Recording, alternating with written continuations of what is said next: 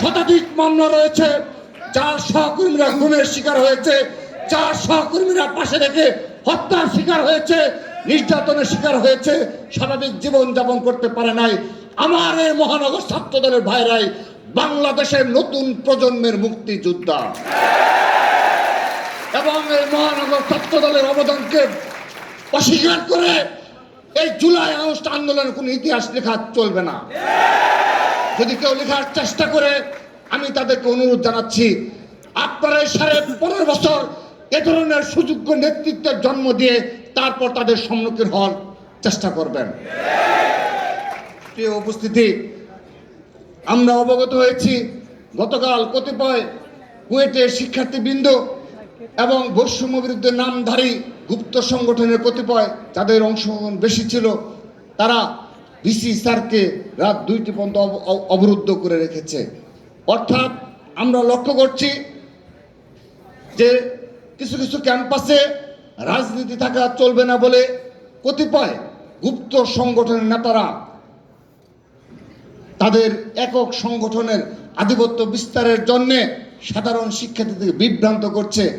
আমরা এক্সাম্পল দিতে পারি, উদাহরণস্বরূপ বলতে পারি, এই তিতুমির কলেজে জুলাই আগস্ট আন্দোলনের পরবর্তীতেই যে ছেলেটি সবচেয়ে বেশি পলিটিক্স থাকা চলবে না বলে আন্দোলন করেছে, অনশন করেছে এবং শিক্ষক বরাবর বারবার স্মারকলিপি দিয়েছে, পরবর্তীতে দেখা গেল এই কিছুদিন আগে ছাত্র শিবিরের যে কমিটি দেওয়া হয়েছে সেখানে তাকে সাধারণ সম্পাদক হিসেবে ঘোষণা করা হয়েছে।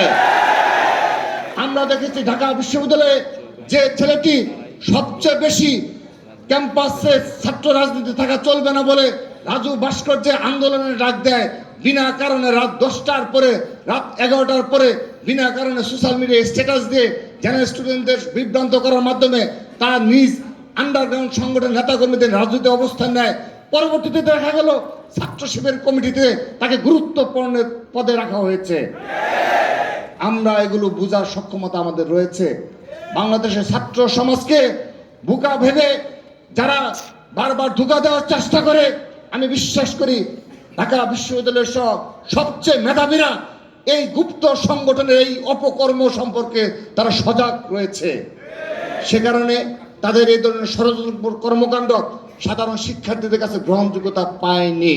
সেজন্য শুরুতে যেভাবে 0% কন্ট্রিবিউশন 100% সেলিব্রেশন নামে জেনারেল স্টুডেন্টদেরকে বিভ্রান্ত করতে চেয়েছিল, কিন্তু আগস্টের পরপরই যখন দেখা গেল শহীদ ওয়াসিম সহ শতাধিক ছাত্র দলের নেতা কর্মী এই জুলাই আগস্ট আন্দোলন হত্যার শিকার হয়েছে, তখন এই ষড়যন্ত্রকারীরা, তখন এই আন্ডারগ্রাউন্ডের ষড়যন্ত্রকারীরা আবারও তারা গুপ্ত অবস্থায় তারা সাধারণ শিক্ষার্থীদের নিকট পাশে মিলেমিশে আবারও নতুনভাবে এতদিন পরে এসে 7 মাস পরে এসে আবারও নতুন নতুন ষড়যন্ত্রে লিপ্ত রয়েছে।